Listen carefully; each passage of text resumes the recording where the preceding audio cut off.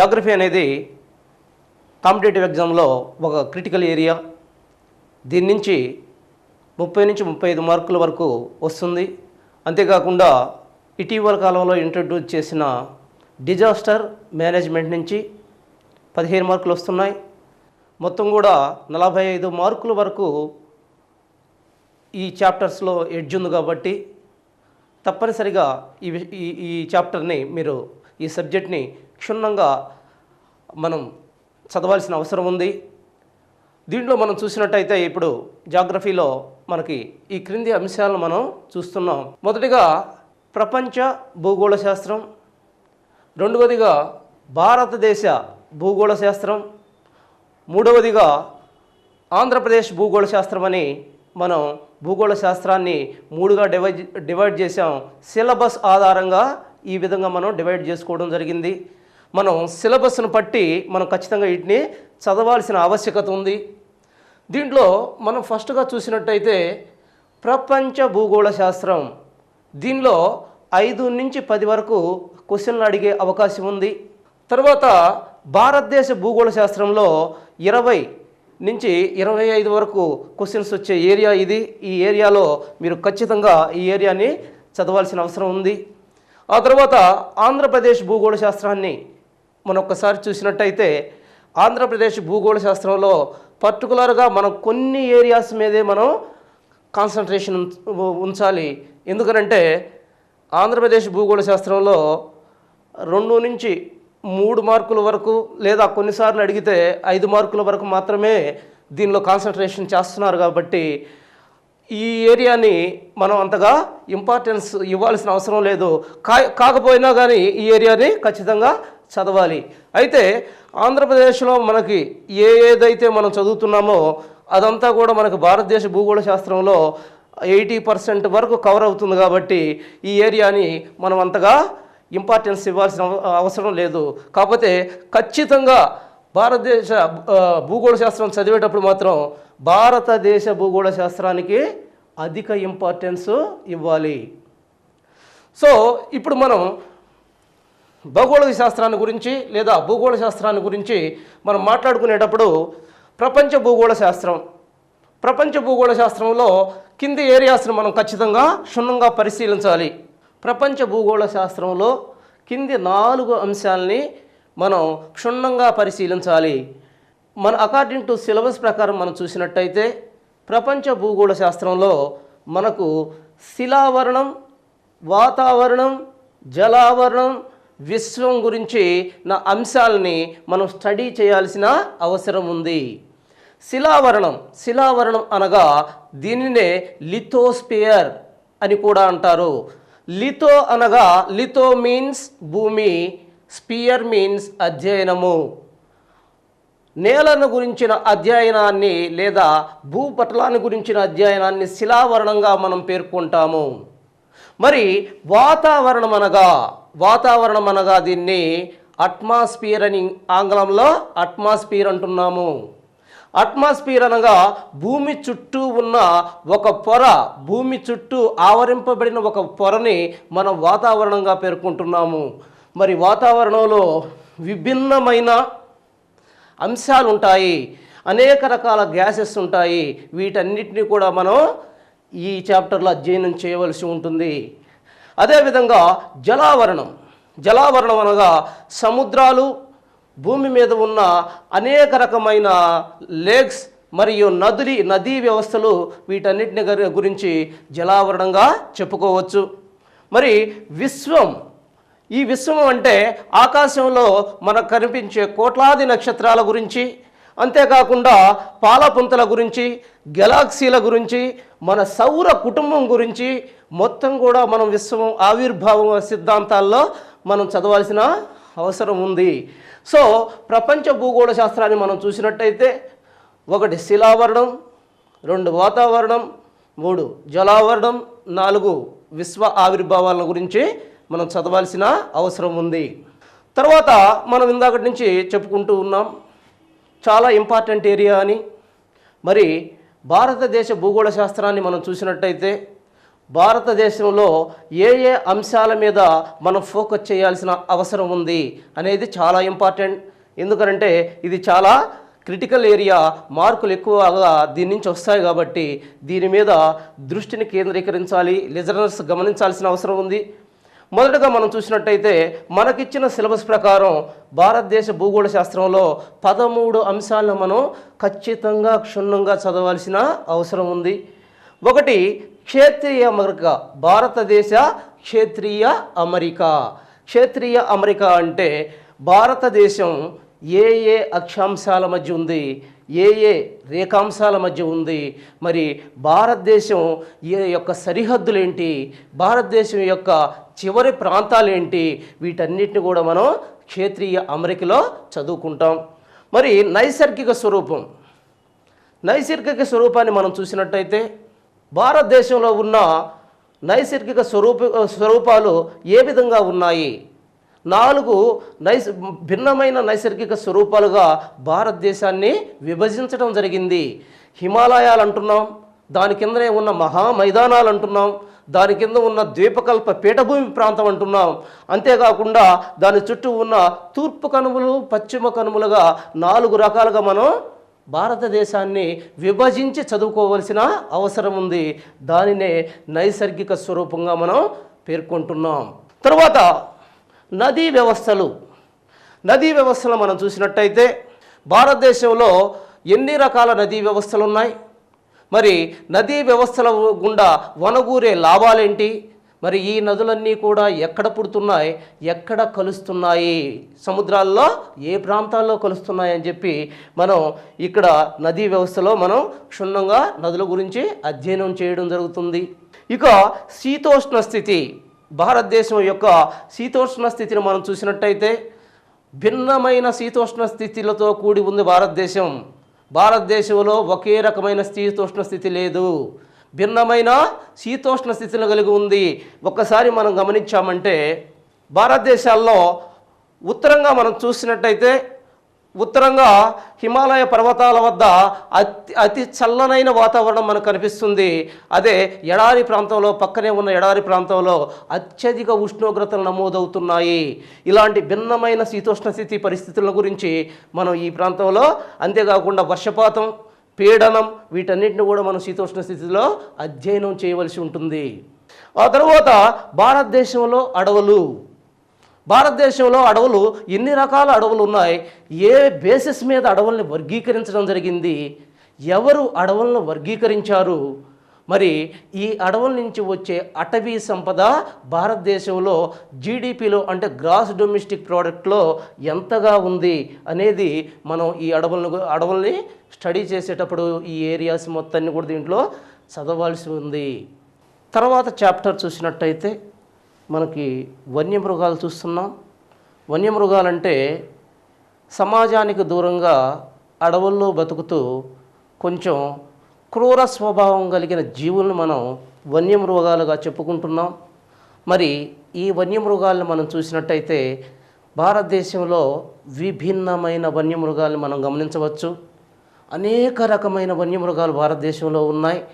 మరి ఈ వన్యమృగాల పరిస్థితి ఏంటి, ప్రస్తుత పరిస్థితి ఏంటి, ఎన్ని ఉన్నాయి, మరి వీటిని ఏ విధంగా వేటాడబడుతున్నాయి, ఏ విధంగా అంతరించిపోయే దశకు వచ్చాయి, కొన్ని అంతరించిపోయిన జీవులేంటి, వీటన్నిటిని కూడా మరి ఈ రకంగా అంతరించిపోతున్నప్పుడు ప్రభుత్వం తీసుకుంటున్న చర్యలేంటి, ఈ విషయాలన్నీ కూడా మనం వన్యమృగాలు అనే చాప్టర్లో మనం క్షుణ్ణంగా పరిశీలిస్తాం. తర్వాత చాప్టర్ నేలలు. మరి భారతదేశం యొక్క నేలలు 8 రకాలుగా వర్గీకరించడం జరిగింది. మరి ఏ బేసిస్ మీద నేలల వర్గీకరణ జరిగింది, ఎవరు ఈ నేలల్ని ఈ విధంగా వర్గీకరించారు, మరి ఈ నేలల్లో ఉన్న వివిధ రకాల మూలకాలేంటి, వీటన్నిటిని కూడా మనం నేలలు అనే చాప్టర్లో అధ్యయనం చేయవలసి ఉంటుంది. ఆ తర్వాత నెక్స్ట్ చాప్టర్ వ్యవసాయము. భారతదేశం భిన్నమైన వ్యవసాయ పద్ధతులకు ఆలవాలమై ఉన్నది. వివిధ రకాల పంటలు, అనేక రకాల పంటలు భారతదేశంలో పండించబడుతున్నాయి. మరి ఈ పంటలు భారతదేశంలో ఏ ఏ ప్రాంతాల్లో పండించబడుతున్నాయి, మరి ఆ పంటలకు కావలసిన వివిధ శీతోష్ణ స్థితి పరిస్థితులు ఏమేంటి, వీటన్నిటిని కూడా మనం వ్యవసాయం అనే చాప్టర్లో క్షుణ్ణంగా అధ్యయనం చేయాలి. తరువాత నీటిపారుదల. ఎందుకంటే నీటిపారుదల అనే చాప్టర్ చాలా ఇంపార్టెంట్. ఎందుకంటే భారతదేశంలో కొంత శాతం మాత్రమే నీటిపారుదల కలిగి ఉంది, తక్కినదంతా కూడా వర్షాధారమే. వర్షం మీద ఆధారపడి భారతదేశం యొక్క వ్యవసాయం ఎప్పుడైతే ఆధారపడి ఉందో, దాంతో కరువు కాటకాలతో కొంత ప్రాంతాలు విలవిలలాడిపోయే పరిస్థితులు వచ్చాయి. కాబట్టి మరి నీటిపారుదల అనగా కృత్రిమంగా నీటిని పొలాలలోకి లేదా ఫీల్డ్స్లోకి సరఫరా చేసి తద్వారా పంటల్ని పండించడమే నీటిపారుదల యొక్క ముఖ్య ఉద్దేశం. కాబట్టి భారతదేశంలో అనేక ప్రాంతాల్లో కాలువల ద్వారాను, చెరువుల ద్వారాను, బావుల ద్వారాను నీటిపారుదలని అందిస్తున్నారు.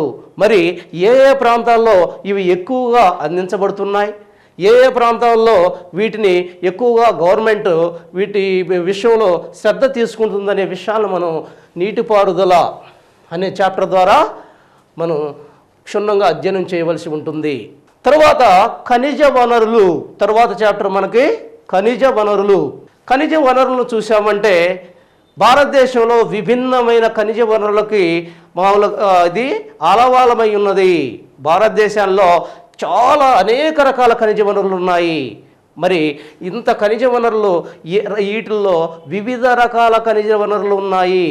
ఏ ఏ రకాల ఖనిజ వనరులు భారతదేశంలో దొరుకుతున్నాయి, అవి ఏ ఏ ప్రాంతాల్లో దొరుకుతున్నాయి, మరి వీటిని ద్వారా ఏ ఏ పరిశ్రమలోకి ఇవి ముడి సరుకులుగా వాడబడుతున్నాయి, ఈ విషయాలన్నీ కూడా మనం ఖనిజ వనరులు అనే చాప్టర్లో చదవాల్సిన అవసరం ఉంది. ఆ తర్వాత పరిశ్రమలు. తర్వాత చాప్టర్ మనకి పరిశ్రమలు. పరిశ్రమలు తెలిసిందే. ఏ దేశ అభివృద్ధి అయినా పారిశ్రామికీకరణ తర్వాతనే జరిగింది. ప్రపంచంలో మనం చూసినట్టయితే పరిశ్రమల తర్వాతనే యూరోపియన్ కంట్రీస్ అన్నీ కూడా అభివృద్ధి చెందటం మనం చూస్తాం.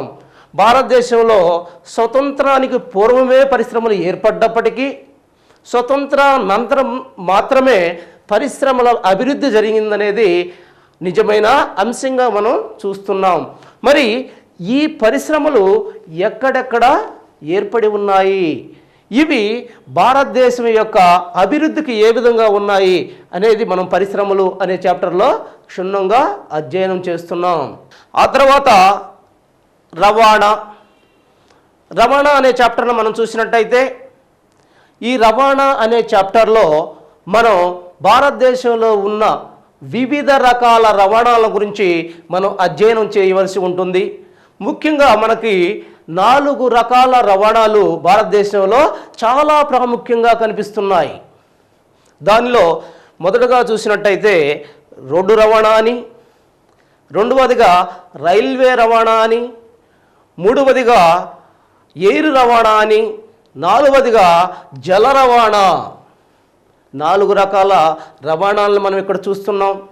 మరి ఈ 4 రకాల రవాణాలు ఏ విధంగా ఉన్నాయి, మన జీడిపిలో ఒక్కొక్కటి ఏ విధంగా భాగాన్ని కలిగి ఉన్నది, మరి ఎక్కడి నుంచి ఎక్కడికి ఈ రవాణా వ్యవస్థలో వేయబడ్డాయి అనేది ఈ రవాణాలో మనం క్షుణ్ణంగా పరిశీలించాల్సిన అవసరం ఉంది. ఆ తర్వాత చివరిదిగా భారతదేశ భూగోళ శాస్త్రంలో చివరిదిగా మనకి జనాభా వస్తుంది. మరి భారతదేశం మనం చూసినట్టయితే ప్రపంచంలో 2వ అతిపెద్ద జనాభా గల దేశంగా మనం చెప్పుకోవచ్చు. చైనా తర్వాత భారతదేశం 2వ అతిపెద్ద జనాభా గల దేశం. మరి భారతదేశ జనాభాలో ఏ ఏ ప్రాంతాల్లో జనాభా అధికంగా ఉన్నారు, ఏ ఏ ప్రాంతాల్లో జనాభా అల్పంగా ఉన్నారు, జనసాంద్రత ఏ విధంగా ఉంది, జనాభా ఏ విధంగా ఉంది, మరి ఈ జనాభా వల్ల జరిగే పరిణామాలేంటి. భారతదేశంలో ప్రస్తుతం 2011 నాటికి లెక్కల ప్రకారం చూసినట్టయితే, అకార్డింగ్ టు సెన్సస్ ప్రకారం మనం చూసినట్టయితే 2011 నాటికి భారతదేశ జనాభా 121 కోట్లుగా ఉంది.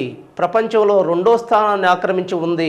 మరి ఈ జనాభాను తగ్గించడానికి ప్రభుత్వం చేపడుతున్న చర్యలేంటి? మరి జనాభా వల్ల వనగూడే లాభాలు ఏమన్నా ఉన్నాయా, లేదా జనాభా వల్ల నష్టాలు ఏమన్నా ఉన్నాయా? మరి గవర్నమెంట్ ఏమన్నా కాంట్రాసెప్టిక్ మెజర్స్ ద్వారా వీటిని తగ్గించే ప్రయత్నాలు ఏమన్నా చేస్తుందా అనేది మనం జనాభాలో చర్చించాల్సిన అవసరం ఉంది. తర్వాత ఆంధ్రప్రదేశ్ భూగోళ శాస్త్రం. ఈ ఆంధ్రప్రదేశ్ భూగోళ శాస్త్రాన్ని మనం చూసినట్టయితే దీని నుంచి క్వశ్చన్స్ మనకి చాలా తక్కువగా అడుగుతాడు. ఎందుకంటే ఆంధ్రప్రదేశ్ భూగోళ శాస్త్రం అనేది భారతదేశ భూగోళ శాస్త్రంలో ఇది ఒక పార్ట్గా ఉంటుంది కాబట్టి దీనిలో కేవలం ఏ అయితే ఉన్నాయో వాటి యొక్క నైసర్గిక స్వరూపాల గురించి, భూస్వరూపాల గురించి మాత్రమే మనం ఇక్కడ చదువుతాం. మిగిలిన అగ్రికల్చర్ కానీ, లేదా నదీ వ్యవస్థలు కానీ, శీతోష్ణ స్థితులు కానీ, లేదా అడవులు కానీ, ఇవి అన్నీ కూడా దీనిలో మనకి భారతదేశ భూగోళ శాస్త్రంలో అంతర్భాగంగానే మనకు కనిపిస్తాయి కాబట్టి ఎక్కువగా పెద్దగా ఫోకస్ చేయాల్సిన అవసరం లేదు. అయితే భారతదేశ భూగోళ శాస్త్రాన్ని చదివేటప్పుడు కంపల్సరీగా దీనికి మీద ఆంధ్రప్రదేశ్ భూగోళ శాస్త్రం మీద మీరు ఖచ్చితంగా శ్రద్ధ ఉంచాల్సిన అవసరం ఉంది.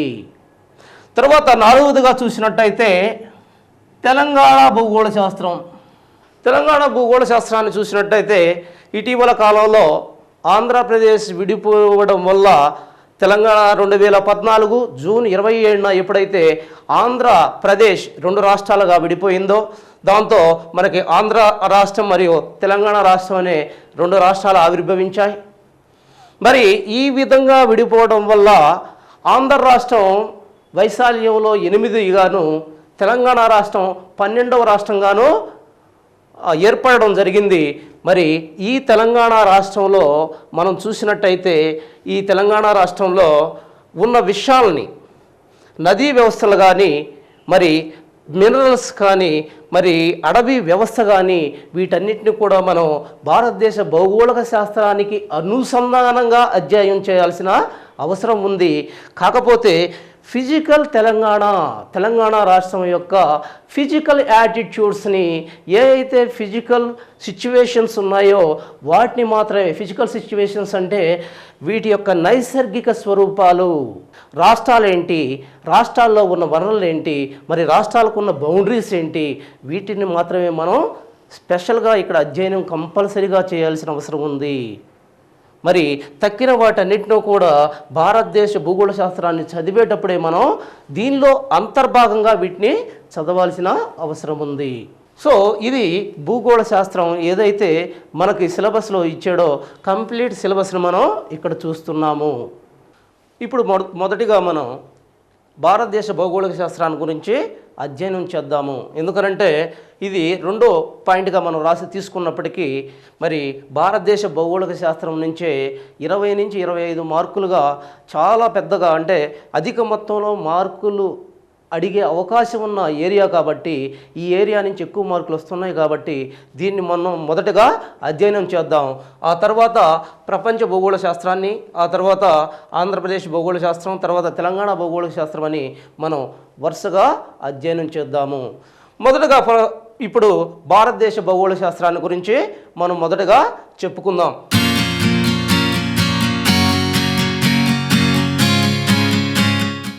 ఇక్కడ మనం చూసినట్టయితే భారతదేశ భూగోళ శాస్త్రంలో మనం ఇందాక చెప్పుకున్నట్టు 13 అధ్యాయాలు ఉన్నాయి.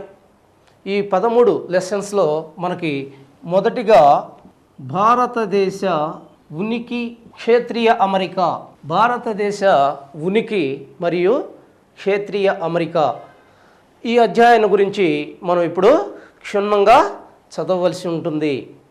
దీనిలో భారతదేశ ఉనికి, క్షేత్రీయ అమరిక అంటే దీనిలో మనం కొన్ని ఏరియాస్ని, పర్టికులర్గా కొన్ని ఏరియాస్ మీద ఫోకస్ ఉంచాల్సిన అవసరం ఉంది. మనం చూసినట్టయితే భారతదేశ ఉనికి అంటే భారతదేశం ఏ ఏ అక్షాంశాల మీద ఉంది, ఏ ఏ రేఖాంశాల మధ్య ఉంది, మరి ఎక్కడెక్కడ ఉందనేది ఇక్కడ చాలా ఇంపార్టెంట్గా ఉంటుంది. ఈడ భారతదేశాన్ని మనం చూస్తే భారతదేశము, అసలు భారతదేశం అనే పేరు ఎక్కడి నుంచి వచ్చింది? భారతదేశాన్ని 3 విధాలుగా పిలవడం జరుగుతుంది. మనం చూసినట్టయితే భారతదేశాన్ని ఉపఖండము అని పిలుస్తున్నారు, ద్వీపకల్ప భారతదేశం అని పిలుస్తున్నారు, అంతేకాకుండా ఇండియా అని పిలుస్తున్నాం, భారతదేశము అని పిలుస్తున్నాము. ఈ దేశాన్ని మనం 4 రకాలుగా పిలవడం జరుగుతుంది. మరి మీరు ఈ విషయాలను క్షుణ్ణంగా గమనించాలి, చాలా జాగ్రత్తగా గమనించాలి. భారతదేశాన్ని ఉపఖండము అంటున్నాం. ఉపఖండము అని ఎందుకు అంటున్నాం? ఖండానికి ఉండవలసిన ఏ అయితే పరిస్థితులు ఉన్నాయో ఆ లక్షణాలన్నీ భారతదేశానికి ఉన్నాయి. దాంతో మనం ఈ దేశాన్ని ఉపఖండం అంటున్నాం. మరి ఖండానికి ఉండిన లక్షణాలు ఏంటి? విశాలత్వం 1, 2 విభిన్నత్వం 1. ఖండం ఎంత విశాలంగా ఉందో భారతదేశం కూడా అంతే విశాలంగా ఉంది. మరి విభిన్నత్వం దేంట్లో కనిపిస్తుంది మనకు? భారతదేశంలో ఖండంలో కనిపించినట్టు వివిధ రకాల వాతావరణ పరిస్థితులు కనిపిస్తున్నాయి. ఇక్కడ భారతదేశం భిన్న మతాలకి, భిన్న సంస్కృతులకి, అంతేకాకుండా భిన్నమైన ఏరియాస్కి ఆలవాలంగా ఉంది భారతదేశంలో విభిన్నమైన పంటలు పండుతున్నాయి, విభిన్నమైన ప్రజలు నివసిస్తున్నారు, విభిన్నమైన మతాలకు పుట్టినిల్లుగా ఉంది. మరి ఇన్ని రకాలుగా ఉండటం వల్ల, ఇన్ని రకాలైన భిన్న పరిస్థితులు ఉండటం వల్ల దీన్ని ఉపఖండంగా పేర్కొనడం జరిగింది. భారతదేశ ఉపఖండంలో ఆనాటి కాలంలో ఏ ఏ దేశాలు కలిసి ఉన్నాయి? ఇక్కడ చాలా జాగ్రత్తగా గమనించాలి. బిట్లు చాలా ఈ ఏరియా నుంచి వస్తున్నాయి. భారతదేశానికి ఉపఖండంలో 6 దేశాలు, భారతదేశంతో కలిపి 7 దేశాలు కలిపి దీన్ని ఉపఖండము అన్నారు. మరి ఆ 6 దేశాలు భారతదేశం కాకుండా తక్కిన 6 దేశాలు ఏమిటి? భారతదేశాన్ని ఉపఖండము అన్నాం. మరి ఈ ఉపఖండంలో ఎన్ని దేశాలు ఉన్నాయి? భారతదేశం, 2 పాకిస్తాన్, 3 నేపాల్, 4 భూటాన్, 5 బంగ్లాదేశ్, 6 శ్రీలంక, 7 మాల్దీవులు. ఈ 7 దేశాలను కలిపి మనం ఉపఖండంగా చెప్పుకోవడం జరిగింది. అందుకే ఈ దేశాన్ని ఉపఖండము అని పిలుస్తున్నారు. మీకు యాక్చువల్గా తెలుగు బుక్స్లో ఓన్లీ ఉపఖండం అని వదిలేస్తున్నాడు. మరి ఈ ఏరియాస్ మొత్తం మీద మీకు అవగాహన ఉండాలి. ఎందుకు ఉపఖండం అన్నారు అనేది మీరు తెలుసుకోవాలి. అంతేకాకుండా భారతదేశాన్ని 2వదిగా ద్వీపకల్ప భారతదేశం అన్నారు. ఎందుకన్నారు ద్వీపకల్ప భారతదేశం అని? అసలు ద్వీపకల్పము అంటే ఒక భౌగోళిక ప్రాంతం 3 వైపులా నీటితోనూ, ఒకవైపు భూభాగంతోనూ సరిహద్దు కలిగి ఉంటే దానిని ద్వీపకల్పము అంటున్నాము. అదేవిధంగా భారతదేశాన్ని మనం చూసినట్టయితే ఉత్తరాన మొత్తం కూడా భూసరిహద్దు కలిగి ఉంది. దక్షిణంగా భారతదేశం 3 సముద్రాలతో ఆవృతమై ఉంది. మరి ఈ 3 సముద్రాలను మనం చూసినట్టయితే భారతదేశానికి దక్షిణంగా హిందూ మహాసముద్రం, మరి పశ్చిమంగా అరేబియా సముద్రం, తూర్పుగా బంగాళాఖాతం ఏర్పడి ఉన్నాయి. కాబట్టి దీనిని ద్వీపకల్ప భారతదేశం అని కూడా పిలుస్తున్నారు. మరి మన భారతదేశాన్నే ఇండియా అనే పేరు భారతదేశానికి ఎందుకు వచ్చింది? ఆనాటి కాలంలో భారతదేశానికి వచ్చిన విదేశీయులు ఈ భారతదేశాన్ని రకరకాల పేర్లతో పిలవడం జరిగింది. దానిలో భాగంగా భారతదేశాన్ని పటాన్ని ఒక్కసారి మీరు గమనించినట్టయితే భారతదేశం యొక్క పశ్చిమ ప్రాంతంలో సింధు నది ప్రవహిస్తూ ఉంటుంది. మరి ఈ సింధు నది అనేది ఒక జీవనది, భారతదేశాన్ని సస్యశ్యామలం చేసే ఒక జీవనదిగా మనం పేర్కొనవచ్చు. మరి ఈ నదీ పరివాహక ప్రాంతంలో జీవిస్తున్న మనుషులు ఎవరైతే ఉన్నారో వాళ్ళని గ్రీకులు ఆనాటి కాలంలో ఇండోయిలు అని పిలవడం జరిగింది. కాలక్రమేణా ఇండోయిలు అనే పేరు ఇండియాగా మార్పు చెందటానికి కారణమయ్యింది. కనుక తర్వాత కాలంలో వచ్చిన ఆంగ్లేయులు భారతదేశాన్ని ఆక్రమించిన తర్వాత ఈ భారతదేశాన్ని ఇండియాగా వాళ్ళు పిలవడం జరిగింది. దాంతో భారతదేశానికి ఇండియా అనే పేరు వచ్చింది. సో ఈ రకంగా మనకి భారతదేశాన్ని మనం చూసినట్టయితే 3 రకాలుగా మనం పిలవడం గమనిస్తాము. అయితే ఇటీవల కాలంలో, ఆనాటి కాలంలో భారతదేశానికి 3 పేర్లు వచ్చాయి. మరి ప్రస్తుతం భారతదేశంతో వ్యాపారం చేసే విదేశాలు భారతదేశాన్ని ఇంకా ఏదైనా పేర్లతో పిలుస్తున్నాయని మనం చూసినట్టయితే భారతదేశాన్ని చైనా భారతదేశాన్ని తియాన్జు అనే పేరుతో పిలుస్తుంది. మరి జపాను తిన్జుంకు అనే పేరుతో పిలవడం జరుగుతుంది. మరి మలేషియా చూసినట్టయితే మలేషియా భారతదేశం అనే పిలుస్తుంది. ఈ రకంగా మీరు కరెంట్ అఫైర్స్ మీద కూడా దృష్టిని సారించాలి.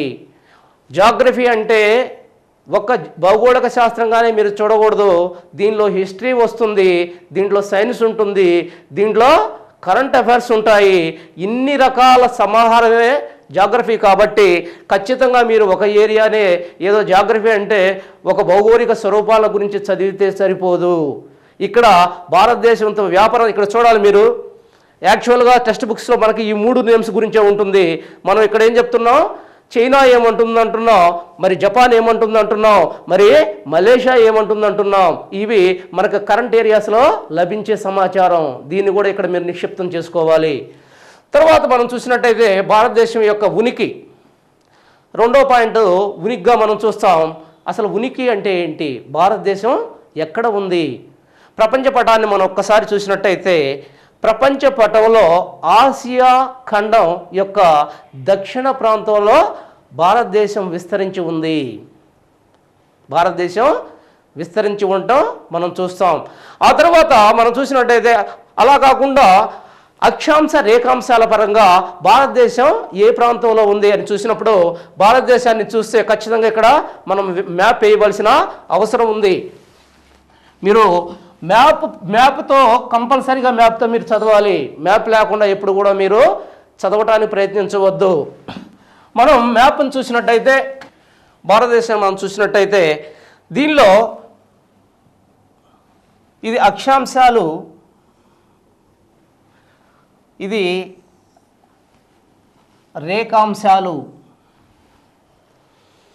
భారతదేశంలో ఏ అక్షాంశాలు చాలా ఇంపార్టెంట్ ఏరియా, చాలా క్షుణ్ణంగా గమనించాలి, చాలా డెప్త్ గల ఏరియా. కాబట్టి మొదటగా మనం చూసినట్టయితే 8 డిగ్రీల 4 సెకండ్ల ఉత్తర అక్షాంశము నుండి 37 డిగ్రీల 6 సెకండ్ల ఉత్తర అక్షాంశం మధ్య ఉత్తర అర్ధగోళంలో భారతదేశం ఉంది. చూడాలి ఒక్కసారి ప్రపంచ పటాన్ని మనం ఒకసారి భూమిని చూసినట్టయితే, భూమిని మనం 2 అర్ధగోళాలుగా చూసినట్టయితే దీన్ని ఉత్తరార్ధగోళమని, దీన్ని దక్షిణార్ధగోళమని మనం చెప్పుకుంటున్నాం.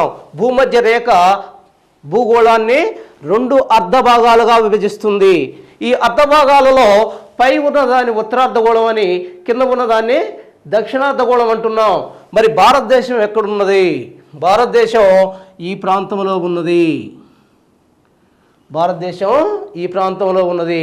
మరి ఇదే భూగోళాన్ని మనం తూర్పు పడమరలుగా విభజించినట్టయితే ఈ భాగాన్ని పూర్వార్ధగోళం అని, ఈ భాగాన్ని పశ్చిమార్ధగోళం అంటున్నాము. మరి భారతదేశం ఎక్కడున్నది మీరు క్షుణ్ణంగా అధ్యయనం చేయాల్సిన అవసరం ఉంది. భారతదేశం ఎక్కడుందో చెప్పండి. ఇప్పుడు 1 ఉత్తరార్ధగోళంలో ఉంది, 2 పూర్వార్ధగోళంలో ఉంది.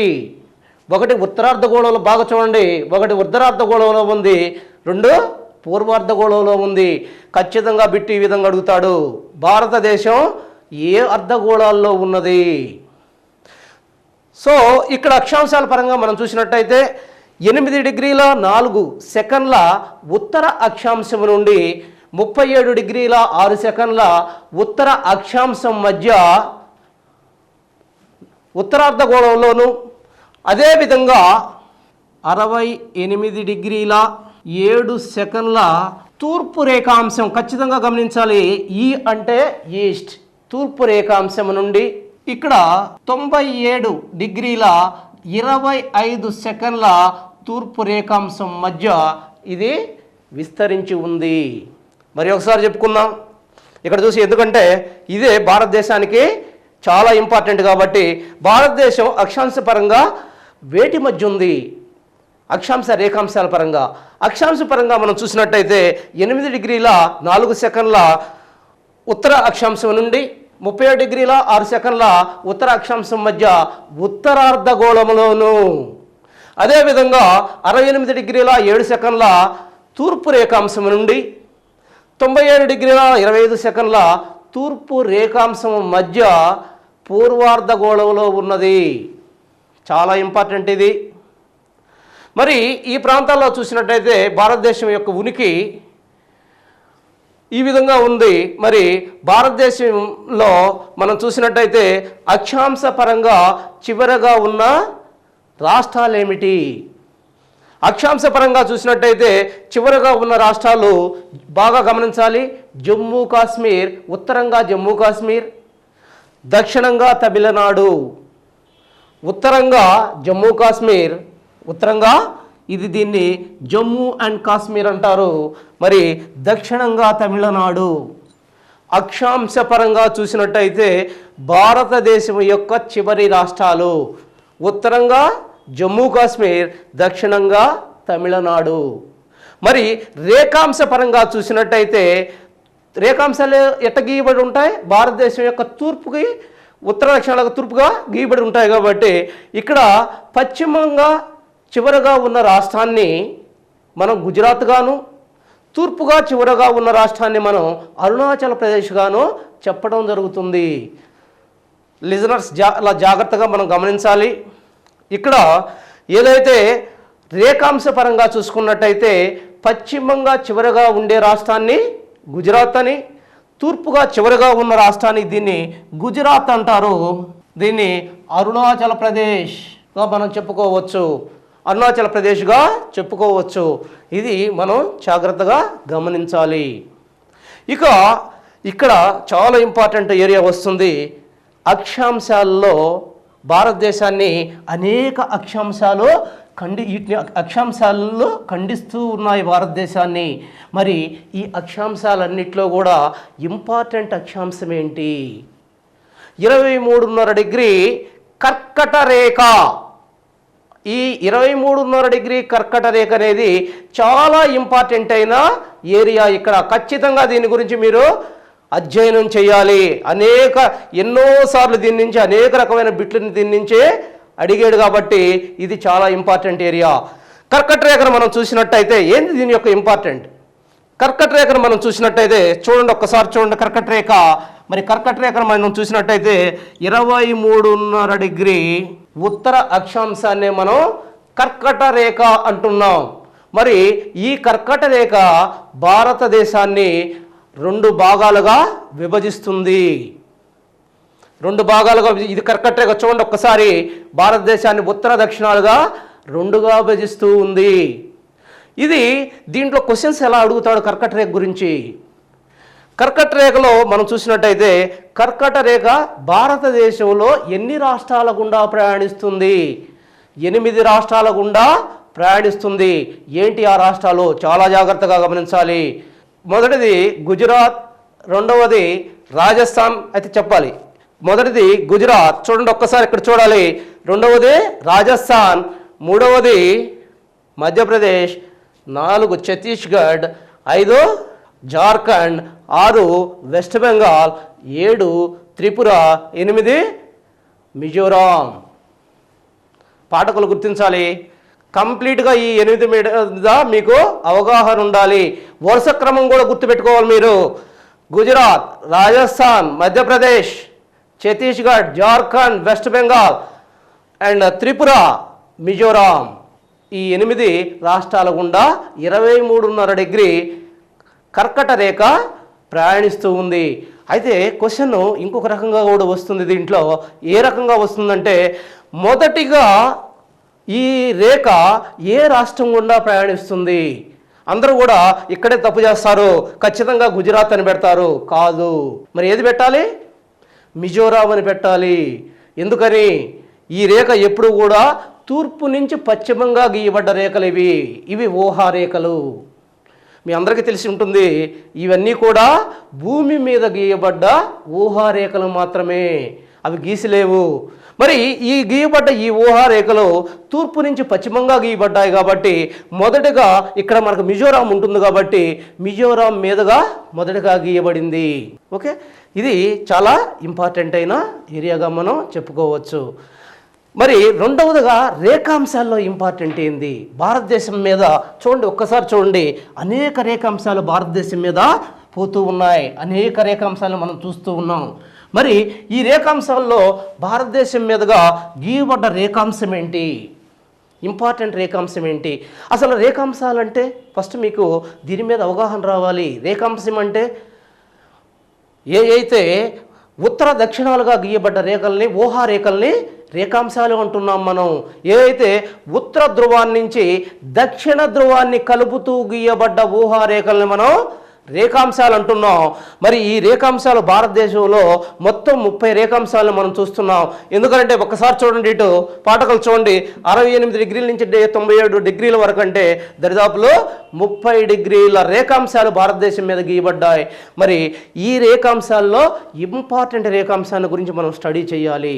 రేఖాంశాలు మనం చూసినట్టయితే వీటిని కాలమాన మెరిడియన్స్ అని కూడా అంటారు. కాలమాన రేఖాంశాలు ఎందుకంటున్నారు కాలమాన రేఖాంశాలని? సూర్యుడి కిరణాలు వీటి మీద నిట్ట నిలువుగా పడినప్పుడు ఏదైతే టైం ఉంటుందో ఆ టైంని తెలియచేసే రేఖాంశాలు కాబట్టి, గీతలు కాబట్టి వీటిని కాలమాన రేఖాంశాలని కూడా అంటారు. భారతదేశంలో ఇంపార్టెంట్ కాలమాన రేఖాంశం ఏంటి? ప్రామాణిక రేఖాంశంగా మనం దేన్ని తీసుకుంటున్నాం ఒక్కసారి చూడాలి. ఇటు దీనిలో మనం తీసుకుంటుంది 82.5 డిగ్రీ తూర్పు రేఖాంశాన్ని మనం భారతదేశ ప్రామాణిక కాలమాన రేఖాంశంగా మనం తీసుకుంటున్నాము. ప్రామాణిక కాలమాన రేఖాంశము అంటే సూర్యకిరణాలు మధ్యాహ్నం పూట నిట్ట నిలువుగా ఈ ప్రాంతంలో పడినప్పుడు ఎంతైతే టైం ఉంటుందో ఆ టైం మొత్తాన్ని భారతదేశం అనుసరించటం జరుగుతుంది. ఇది యాక్చువల్గా సివిల్స్లో ఉంటుంది ఈ సిలబస్ అంతా. మీరు ఈ ఏరియాస్ మీకు పెద్దగా టచ్ కావు, జస్ట్ ఒక పాయింట్ ఇస్తున్నాడు, కానీ వాటిని గురించి మీరు క్షుణ్ణంగా తెలుసుకోవాలి. ఎందుకంటే డెప్త్లోకి వెళ్తున్నాడు ఈ మధ్యకాలంలో, కాబట్టి దీని గురించి క్షుణ్ణంగా తెలుసుకోవాలి.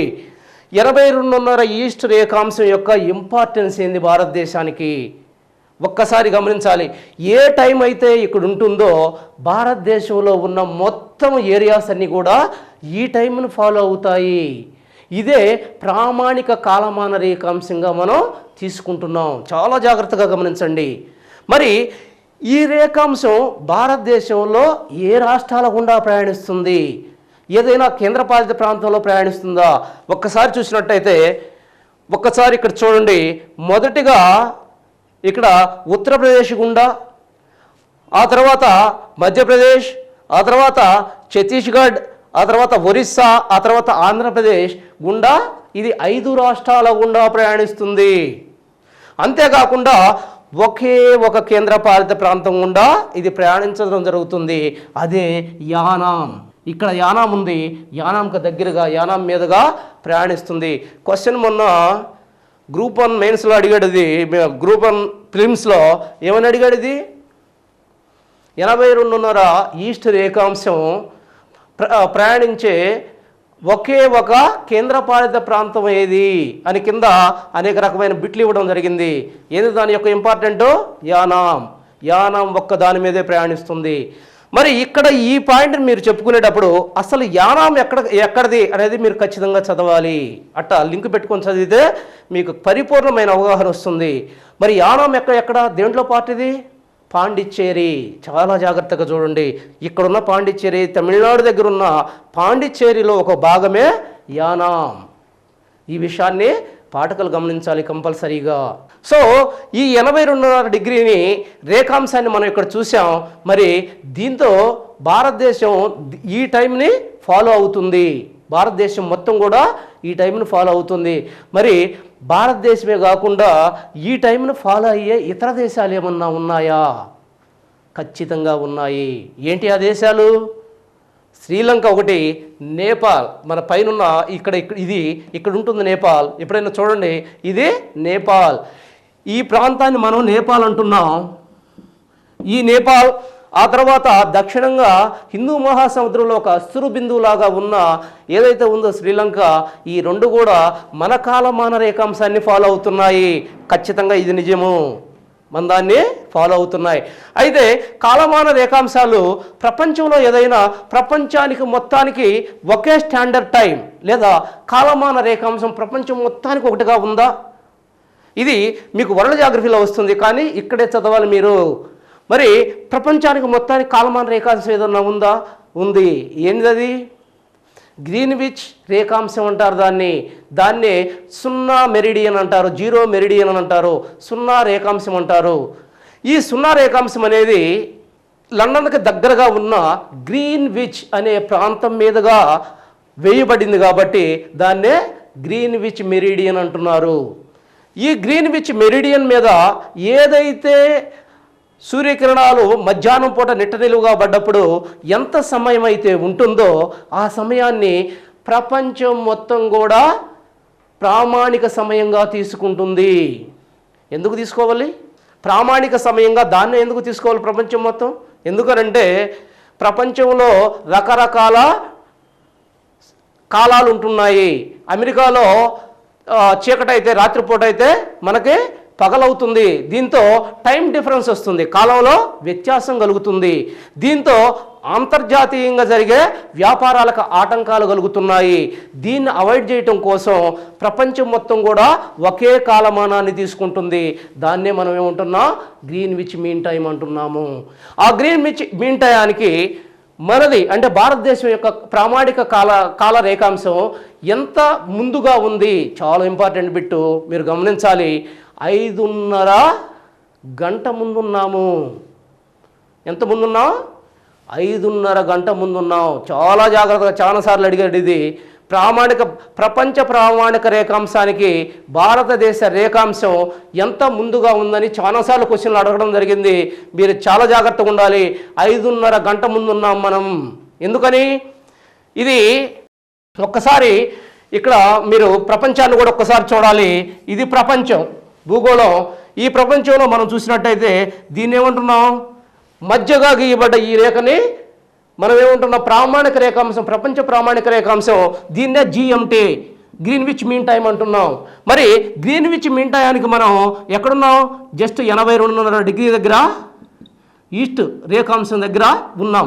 కాబట్టి దీనికి మధ్య దరిదాపులు 30 డిగ్రీలు ఉన్నాయి కాబట్టి 30 డిగ్రీల కన్నా ఎక్కువ ఉంది కాబట్టి మరి 5:30 గంట మనం ముందున్నాము. 5:30 గంట ముందున్నాం. సో అంతేకాకుండా ప్రపంచంలో మనకేనా కాలమాన రేఖాంశాలు ఉన్నాయి? ప్రపంచంలో ఇంకా ఏమైనా కాలమాన రేఖాంశాలు ఉన్నాయా అంటే మొత్తం 24 కాలమాన రేఖాంశాలు ఉన్నాయి ప్రపంచంలో. ఈ 24 కాలమాన రేఖాంశాల్లో మొదటిది అతి ఎక్కువగా రష్యాలో ఉన్నాయి, 11 కాలమాన రేఖాంశాలు ఉన్నాయి.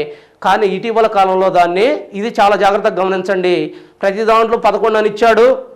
మీరు గమనించాల్సింది రీసెంట్గా దాన్ని 9కి తగ్గించారు, 9 కాలమాన రేఖాంశాలుగా తగ్గించారు.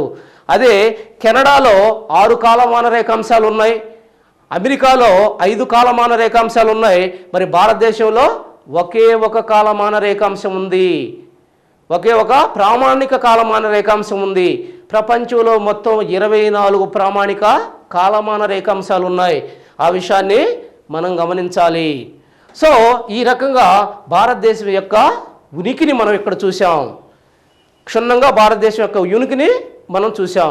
ఆ తర్వాత భారతదేశం యొక్క వైశాల్యము, మూడవ పాయింట్, భారతదేశం యొక్క వైశాల్యం ఏ విధంగా ఉంది?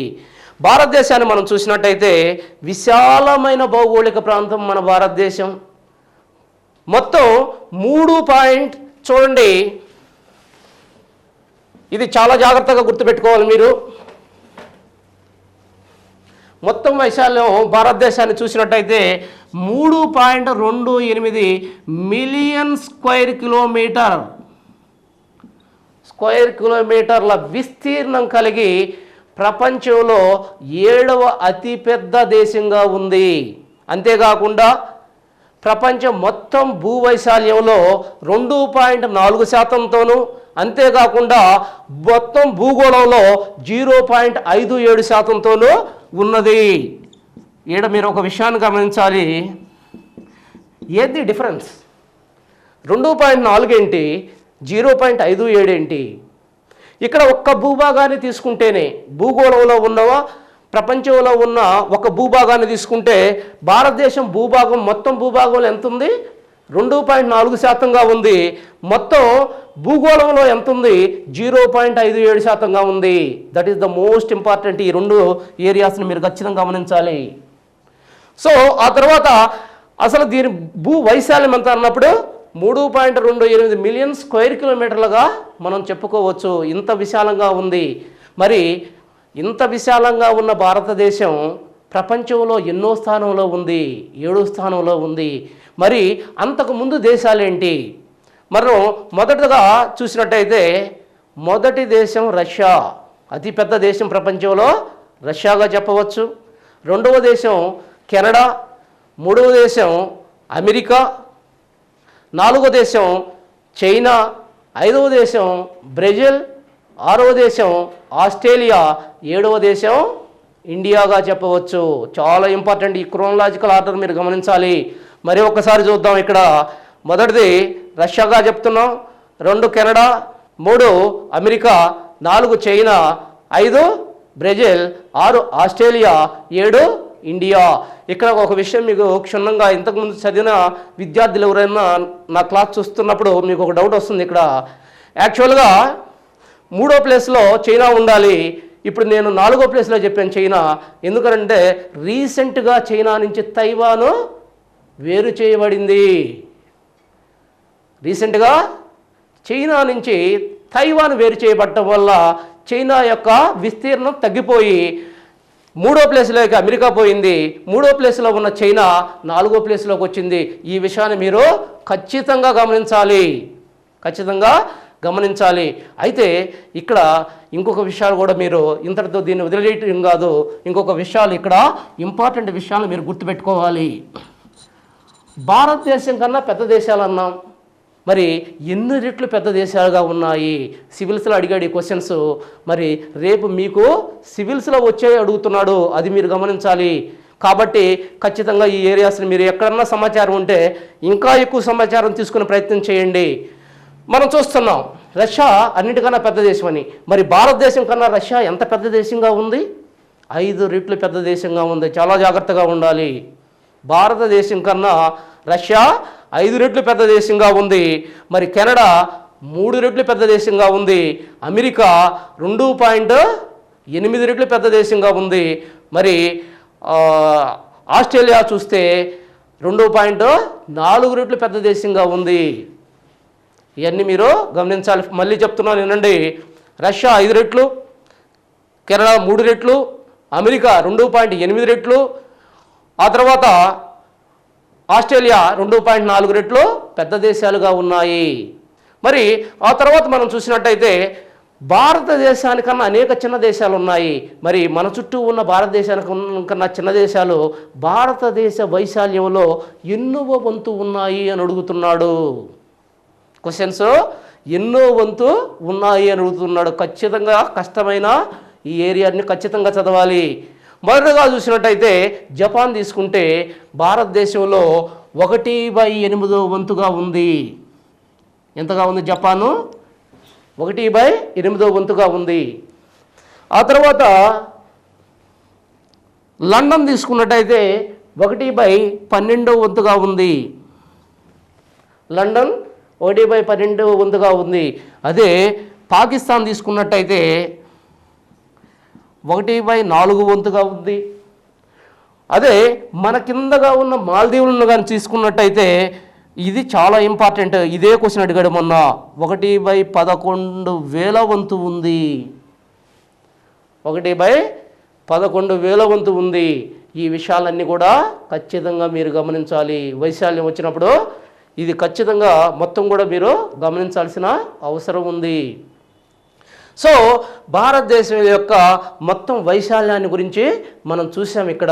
అంతేకాకుండా భారతదేశాన్ని ఉత్తర దక్షిణాలుగా మనం కానీ లెక్కించినట్టయితే, జాగ్రత్తగా చూడండి, ఉత్తర దక్షిణాలుగా లెక్కించినట్టయితే భారతదేశం యొక్క పొడవు 3214 కిలోమీటర్లుగా ఉంది. మరి తూర్పు పడమరలుగా చూసినట్టయితే దీని పొడవు 2933 కిలోమీటర్లుగా ఉంది. ఈ రెండు విషయాలను మీరు జాగ్రత్తగా గమనించాలి. తర్వాత ఇక్కడ భారతదేశం యొక్క వైశాల్యాన్ని గురించి చూసాం. ఆ తర్వాత భారతదేశ రాజకీయ విభాగాలు. భారతదేశ రాజకీయ విభాగాలు మీకు తెలుసు, ప్రస్తుతం భారతదేశాన్ని 29 రాష్ట్రాలు, 7 కేంద్రపాలిత ప్రాంతాలు, మొత్తం 36 రాజకీయ విభాగాలుగా విభజించడం జరిగింది. మరి చారిత్రకంగా దీనికి ఏమన్నా ఉన్నాయా? జస్ట్ బిట్టు చదివినట్టు చదవకుండా కాన్సెప్ట్ ఓరియంటెడ్లో ఖచ్చితంగా చదవాలి మీరు. మరి ఇక్కడ చూసినట్టయితే ఇది కాకుండా అసలు చారిత్రకంగా ఏమన్నా ఉందా అన్నప్పుడు ఇక్కడ ఖచ్చితంగా చరిత్రను చదవాలి. మనం ఇక్కడ చరిత్రను చదవాల్సి ఉంటుంది. బ్రిటిష్ వారి కాలంలో చారిత్రకంగా చూస్తే బ్రిటిష్ వారి కాలంలో భారతదేశాన్ని 11 బ్రిటిష్ ప్రావిన్స్ గాను 562 ప్రిన్స్లీ స్టేట్స్ అంటే స్వతంత్ర రాజ్యాలుగాను విభజించారు. బాగా చూడండి, 11 బ్రిటిష్ ప్రావిన్స్ గాను 562 స్వతంత్ర రాజ్యాలుగాను ఉండేవి. ఏంటి 562 స్వతంత్ర రాజ్యాలంటే? 11 బ్రిటిష్ ప్రావిన్స్లో అక్కడ బ్రిటిష్ పాలన ఉండేది. 562 ప్రిన్స్లీ స్టేట్స్ అంటున్నాం. వాటిల్లో సార్వభౌమాధికారం అనేది రాజులకు ఉండేది, కానీ కప్పం కట్టేవాళ్ళు బ్రిటిష్ వాళ్ళకి. ఈ స్వతంత్ర రాజ్యాలే కానీ బ్రిటిష్ వాళ్ళకి కప్పం కట్టాల్సి వచ్చేది, కానీ స్వతంత్రంగా పరిపాలించుకునేవాళ్ళు. అందుకనే వీటిని స్వతంత్ర రాజ్యాలు అన్నారు. 562ని స్వతంత్ర రాజ్యాలు అనడం జరిగింది. మరి ఆ తర్వాత స్వతంత్రానంతరం మనం చూసినట్టయితే మొట్టమొదటిగా భాషా ప్రయుక్త రాష్ట్రంగా, మనందరికీ తెలిసిందే, భాషా ప్రయుక్త రాష్ట్రంగా 1956లో ఆంధ్రప్రదేశ్ ఏర్పడింది. 1953లో ఆంధ్ర రాష్ట్రం ఏర్పడింది. 1956లో పెద్ద మనుషుల ఒప్పందం వల్ల 1956లో ఆంధ్రప్రదేశ్ ఏర్పడింది. తెలంగాణ ఆంధ్ర కలిసి ఆంధ్రప్రదేశ్ అనేది ఏర్పడడం జరిగింది. మరి 1956లో ఆంధ్రప్రదేశ్ ఏర్పడ్డప్పుడు మొత్తం రాష్ట్రాల సంఖ్య 14, కేంద్రపాలిత ప్రాంతాలు 6గా ఉన్నాయి.